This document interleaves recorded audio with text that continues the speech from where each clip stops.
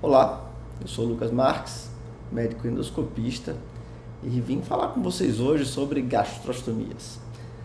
Eu sou um dos organizadores do nosso simpósio de gastrostomia, como vocês vão ver aqui para frente, e essa aula ela tem o intuito de abordar um pouco do que nós vimos no ano passado, no nosso simpósio do ano passado. Foram tirados fragmentos das aulas que foram apresentadas no primeiro simpósio. E só reforçando minha apresentação, eu sou Lucas Marques, sou membro da Sociedade de Endoscopia daqui do Brasil, né? Eu faço parte do núcleo de endoscopia bariátrica da sociedade, e sou tesoureiro da sociedade aqui de Sergipe. E adoro falar sobre gastrostomias, que é o meu principal conflito de interesse nessa aula, é justamente ter organizado o primeiro e agora estar à frente do segundo simpósio multidisciplinar de gastrostomia. Um simpósio que já nasceu grande, né? Um simpósio que contou com mais de 170 congressistas. Nós tivemos mais de 30 palestrantes, patrocinadores que nos ajudaram enormemente no primeiro, que apoiaram, que incentivaram a nossa ideia de falar só de gastrostomia, de acessos enterais de uma maneira geral, pois pincelamos um pouco de sondas nasoenterais, pincelamos um pouco de jejunostomias, mas tudo seguindo o mesmo foco, o cuidado com o nosso paciente. Aqui são alguns dos colegas, né, que ajudaram, que compraram a nossa ideia, que ministraram aulas maravilhosas no nosso evento. E aqui sou eu, dando minha aula, e Dr. Vinícius embaixo, que era o presidente da Sociedade de Endoscopia à época. E essa aula tem alguns passos, né, que é a história clínica, o benefício da gastrostomia endoscópica, um breve resumo, né, dos procedimentos, tipos de sonda e os cuidados pós-operatórios, as complicações e alguns cuidados, alguns protocolos que são bem bacanas. O principal da gastrostomia é você colher uma boa história familiar, ter um bom laço com a família, né? Você acolher essa família que muitas vezes está passando por um período muito difícil, pois há essa disfagia, né, que vai provocar a necessidade da gastrostomia. Pode vir de uma situação traumática, seja um acidente de carro ou algum problema de saúde, como um AVC, por exemplo, uma doença de Alzheimer que acabou se agravando um pouco mais. E aí você tem que ter uma escuta ativa, né? Um interesse verdadeiro por essa história dessa família, porque cada família vai ter sua história. E esse contexto social, essa história social, ela é fundamental no pós-operatório para você conseguir ter um manejo adequado. Aqui, só reforçando aqui para vocês como é que vai funcionar a dinâmica dessa aula. Deixa eu botar meu laserzinho aqui. Modo de apresentação, tela, opção do ponteiro. Não achei. Então, aqui. A ponta do laser. Pronto. Aqui agora vocês conseguem ver. Aqui tem o nome do palestrante, né, de quem eu peguei emprestado essa aula. E aqui são os tipos de disfagia que Camila apresentou muito bem no simpósio. As disfagias podem ser mecânicas, neurogênicas, presbidisfagia, sarcopênica por diminuição da massa muscular, psicogênica, tem um componente esofágico e idiopática, você não consegue descobrir nada. E aí, por isso, o tipo de alimentação enteral é sempre a via preferencial de alimentação desses pacientes. As principais vias de acesso, né, são as sondas nasogástricas, que passam do nariz até o estômago ou nasoenteral. Se ela passa a região do piloro, né, ela vira nasoenteral pós-pilórica. Se ela se estende um pouco mais, ela vira uma nasojejunal. Ela pode ser oral também, se for passada pela boca. É muito incomum, nos pacientes, porque a tolerabilidade disso é muito ruim, porque dá ânsia, dá uma série de desconforto nesse paciente. Normalmente são pacientes graves, que estão entubados ou que não podem ser submetidos à passagem da sonda naso por alguma fratura de base de crânio ou algum outro componente. E aqui estão as sondas que a gente vai mais falar, que é a sonda de gastrostomia. É um acesso direto da pele para aqui, para dentro do estômago, como vocês vão ver o procedimento um pouquinho mais para frente. E aí nós vamos ter a seleção da via de acesso interal, preferencialmente sempre oral. Se o paciente for um curto período de tempo, de 4 a 6 semanas, nós podemos optar pela sonda nasogástrica ou nasointeral. É importante frisar, a sonda nasogástrica ela é mais fisiológica, mas alguns pacientes, por risco de broncoaspiração, por uma gastroparesia, têm a necessidade do posicionamento dessas sondas de uma maneira enteral, ou seja, pós-pilórica, para uma maior proteção desse paciente ao risco de broncoaspiração. Se o paciente vai ficar mais de 6 semanas com essa sonda, com esse acesso, nós devemos pensar nos acessos mais definitivos, como as gastrostomias e as gastrojejunostomias. Aqui é uma gastrostomia do tipo bottom, como vocês vão ver, eu vou explicar já. E os benefícios, né? Os benefícios da gastrostomia. Os principais benefícios, você deve explicar isso à família. A família tem que incorporar e aceitar que isso vai modificar a qualidade de vida do paciente e de quem está cuidando desse paciente.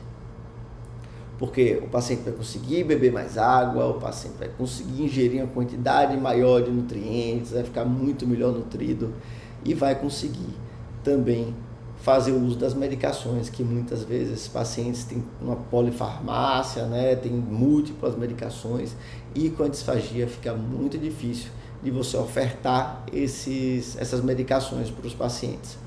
E aí, com a gastrostomia, você consegue estabelecer melhor esses horários, administrar adequadamente, sem perda de conteúdo, sem perda de remédios, né? O implante da GTT. O implante da GTT, por via endoscópica, né, começa com os cuidados pré-operatórios, principalmente o jejum. Alguns desses pacientes idosos têm uma gastroparesia, usam alguma medicação que altera a motilidade do estômago, você tem que ter muito cuidado. Uma consulta pré-anestésica para não nos depararmos com alguma condição clínica que seja incompatível com a sedação, seja incompatível com a realização do procedimento, como o uso de anticoagulantes, por exemplo.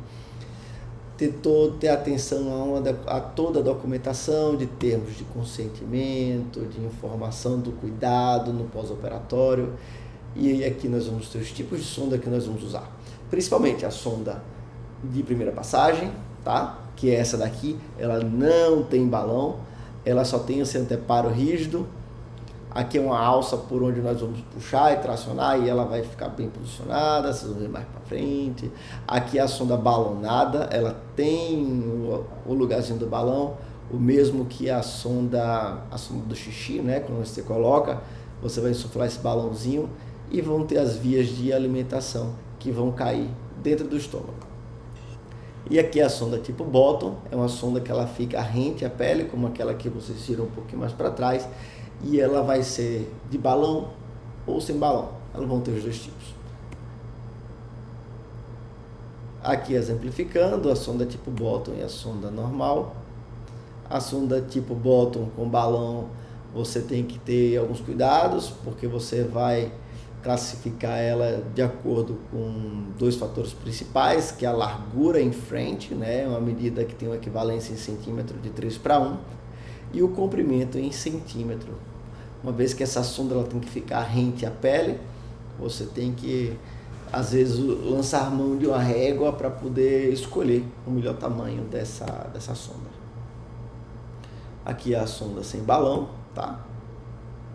E às vezes você precisa usar alguns acessórios que já vem com essa sonda para poder fazer a retirada dessas que não tem balão.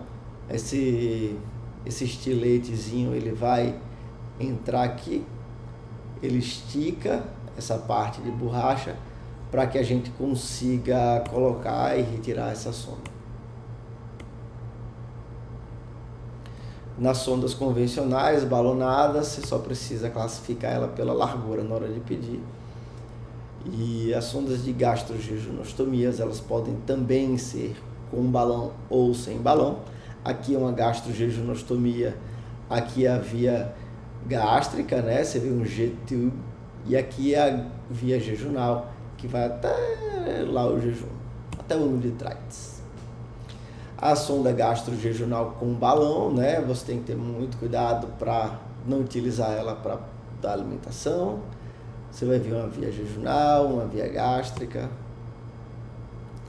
E aqui é um dispositivo novo, um tipo de sonda gastrojejunal, tipo bottom, né? Com balão, que vem para ajudar bastante, uma vez que nós temos uma população pediátrica, principalmente, que tem usado essas sondas jejunais, e nós não tínhamos no mercado nenhuma sonda gastrojejunal do tipo bottom, uma vez que as sondas, ao ficar penduradas, dificultam a fisioterapia, dificultam o manejo desses pacientes. Aqui é uma sonda de Foley que pode ser utilizada de maneira transitória, né, temporária, no caso de perda da sonda. E a gastrostomia, você primeiro faz uma endoscopia, né? Você olha esse estômago como é que tá, se tem alguma suspeita de câncer, algum sinal de sangramento, alguma obstrução no trajeto. E não tendo nada disso, você prossegue com a gastrostomia. A contraindicação principal da gastrostomia é a não transiluminação adequada da parede abdominal, seja por uma hérnia volumosa, alguma variação anatômica do paciente, ter o estômago mais intratorácico, presença de telas para reparo de hérnias pode ser um fator complicador, ou uma ascite neoplásica. Aqui é o kit, como ele vem montado, tá? Esse kit aqui é de uma empresa parceira, que é a GFE. E esse kit ele já vem todo completinho, né? Aqui é um vídeo bem rapidinho de como é feito todo o procedimento. Foi feito lá no Hospital Primavera, outro parceiro nosso do evento. Aí você, depois de feita a anestesia, você vai puncionar com esse gelco, vai passar o fio. Esse fio ele vai ser esterilizado pela boca. E após esterilização, você vai finalizar a parte cirúrgica do procedimento, através da incisão da pele, a tração dessa sonda, e depois você posiciona a sonda. Aqui nós temos um fator bem importante que você tem que olhar para o posicionamento da sonda e se atentar para o número que ela ficou e deixar isso registrado. A sonda gastrojejunal, como o Ingrid Puig deu aula lá no nosso evento, é a soma da gastrostomia mais sonda nasointeral é igual a sonda gastrojejunal. A conta é mais ou menos essa. Ela falou das indicações também das sondas gastrojejunais, principalmente refluxo não controlado, broncoaspiração, pneumonias, gastroparesias, vazamentos, obstrução pilórica, bem importante esse. E as sondas gastrojejunais, elas têm que ser passadas por endoscopia, porque nós precisamos levar essa sonda lá até depois da região do piloro e deixar ela próximo ao ângulo de Trites. Aqui é como ela funciona, ela vai ter metade via gástrica e a via jejunal, ela só vai sair aqui pela frente, só pela pontinha dela. Aqui são algumas imagens da sonda gastrojejunal. A gastrostomia cirúrgica ela pode ser uma opção no caso dos pacientes que nós não conseguimos fazer por endoscopia. Os pacientes com cirurgia bariátrica podem ser feitos também por via cirúrgica, mas também podem ser feitos por via radiológica, tá? Essa aula aqui foi cedida por Dr. Ismael Martins, um grande colega aí de residência e da vida, que ficou aí acompanhando a gente aí, está aí sempre à disposição para nos ajudar nessas gastrostomias. As complicações são muito parecidas, que é infecção local, peritonite, faceite, hemorragias, pequenos hematomas. A jejunostomia cirúrgica, a Witzel, você tem que ter alguns cuidados, porque existe uma técnica, né, de tunelização tanto da camada muscular, da parede abdominal, quanto da parede do jejuno.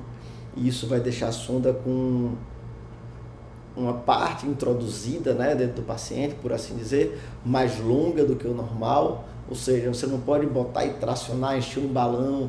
Você tem que ter muito cuidado. As jejunostomias cirúrgicas, elas merecem uma padronização diferente do cuidado do que a endoscópica, porque ela tem todo esse trajeto mais longo, tá? E esse trajeto mais longo muitas vezes é tortuoso e pode ser bem difícil repassar essa sonda. Por isso, muito cuidado com as jejunostomias cirúrgicas. E as complicações, né? Principalmente sangramentos no pós-operatório imediato, a tração incidental da sonda. Você vê que aqui a sonda está abaulando aqui, isso foi logo no segundo dia e aconteceu do estômago desabar. A gente precisou operar esse paciente por vídeo, fez toda uma lavagem na cavidade, conseguiu reposicionar a sonda dentro do estômago e fixou esse estômago na parede abdominal. Aqui é um esquema, né? E aí, para evitar complicação, aqui vai uma informação muito importante. Agora você que está deixando a aula passar e não está olhando para cá, olha para cá um pouquinho, porque agora é muito importante. Aqui vai ser a sonda, ela pode apresentar sujidades, não é fungo, tá? Ela pode ser colonizada por fungos, mas muitas vezes é só uma sujidade grosseira. E agora nós vamos falar do estômago em si. Agora as complicações podem ser clínicas também. Pronto, era aqui que eu queria chegar. Eu acabei errando aqui na aula. Agora presta atenção, volta aqui. Você tem que se comunicar bem, né, com quem está cuidando da sonda. E aqui é a marcação acima do anteparo que você não deve fazer. Você deve sempre se comunicar pela marcação abaixo do anteparo. A aula ficou um pouco bagunçada, mas deixa eu voltar aqui. Pronto, aqui. Você deve sempre se referir à marcação, à numeração da sonda de gastrostomia, tendo a pele como referência, tá? Você não deve se comunicar pelo número que aparece acima do anteparo, e sempre o número que aparece ao nível da pele.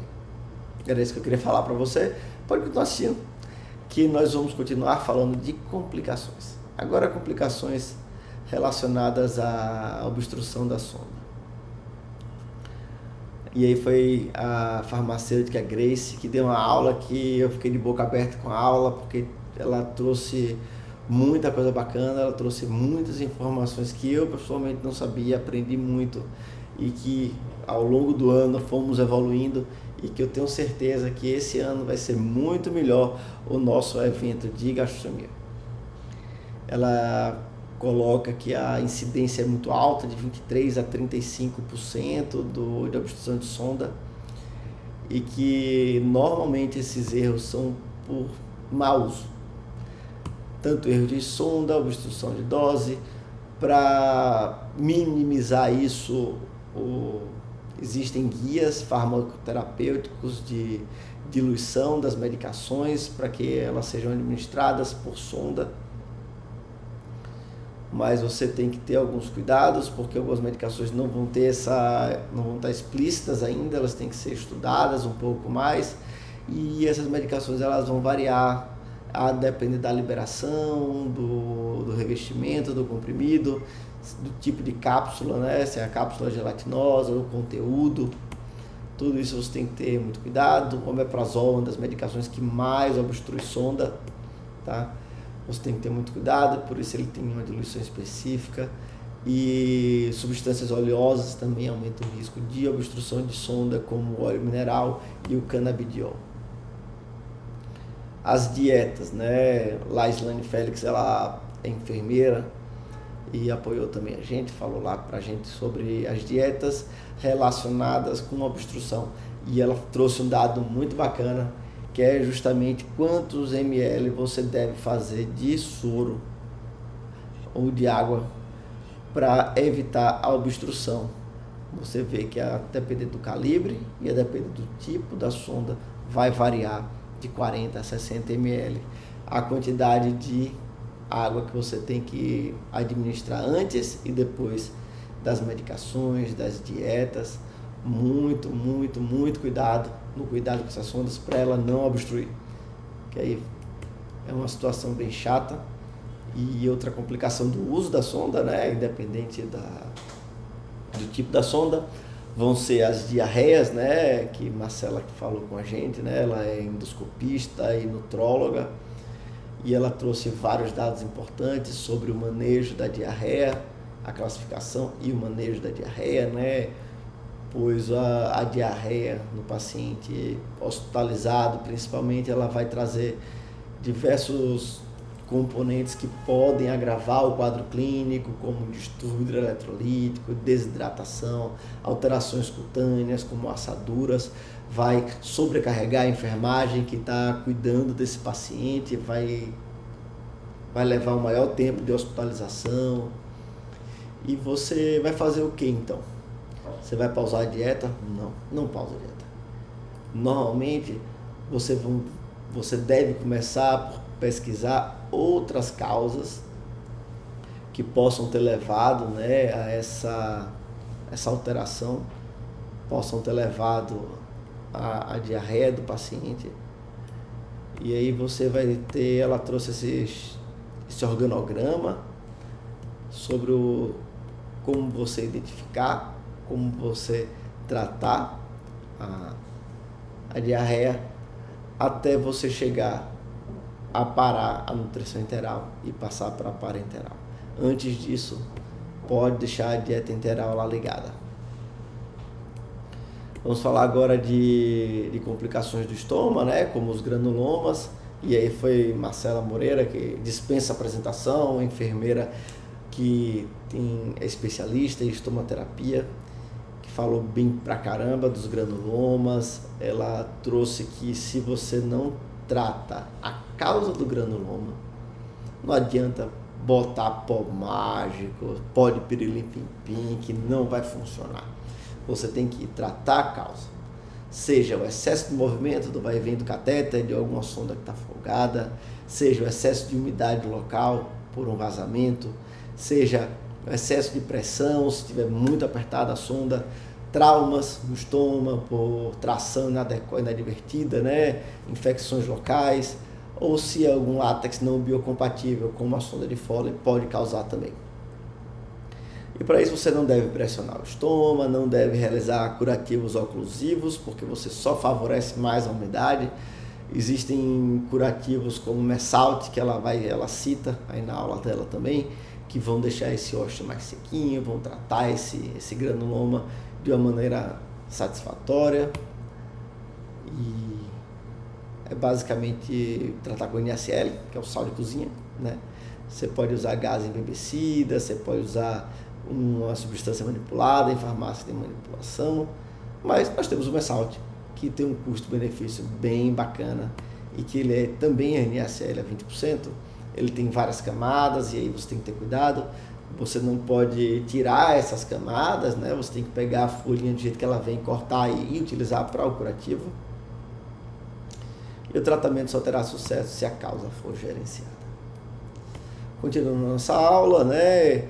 As trocas da sonda de gastrostomia é um capítulo à parte.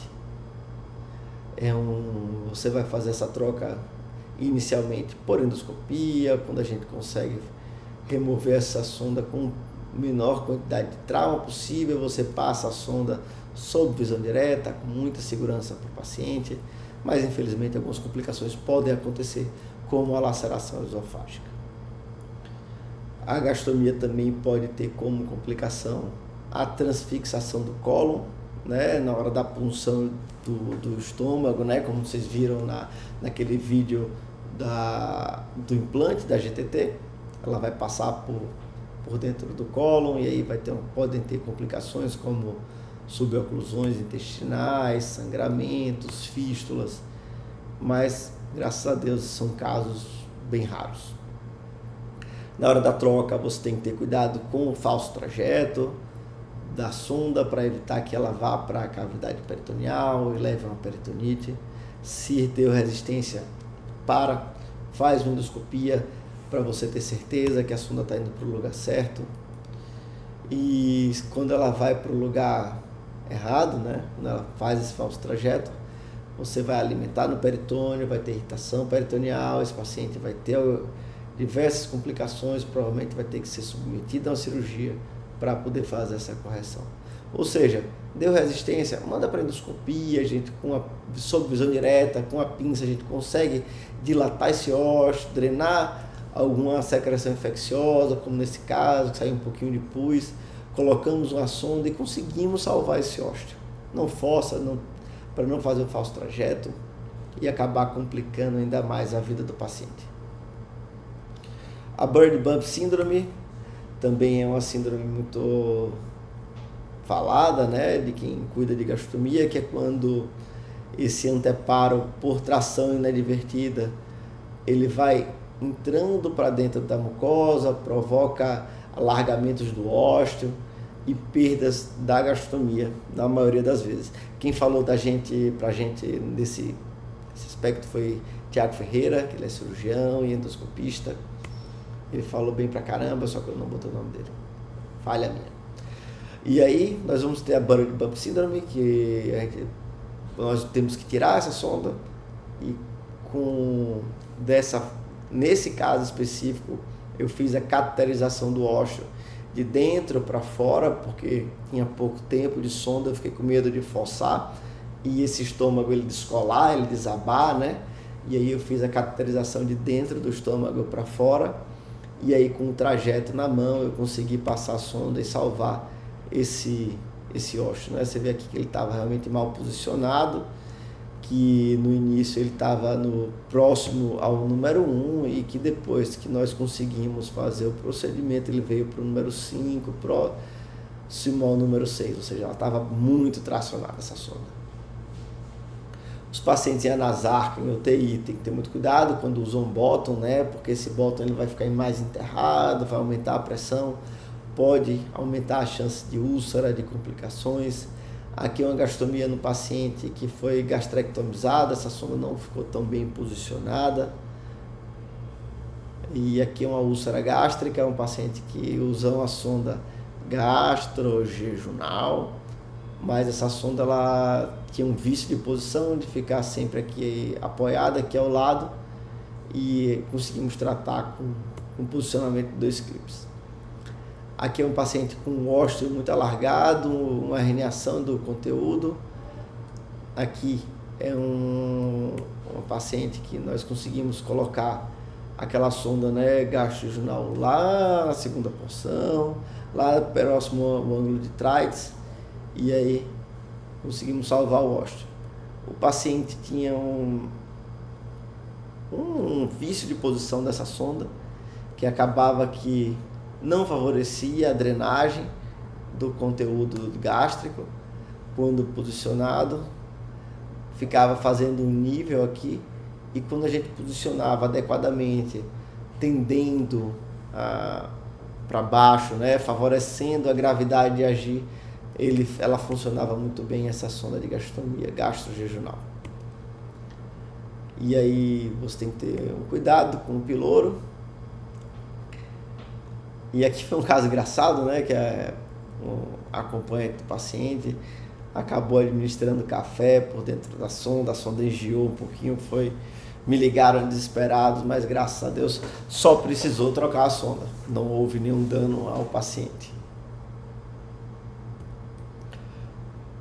E alguns acessórios, né, hoje em dia já existem diversos acessórios para gastrostomia, seja faixas abdominais, de neoprene, de elástico, porque hoje em dia nós temos que cuidar do bem-estar desses pacientes e da socialização deles. Hoje em dia já vende em qualquer lugar os acessórios e as sondas, na Magalu, Carrefour, Mercado Livre, lojas americanas. E aqui são alguns acessórios, né, para poder realmente deixar aquela coisa, a gastronomia, né, mais apresentada, mais apresentável, né? Muitas crianças já usam, e aí a gente consegue ter uma coisa mais lúdica.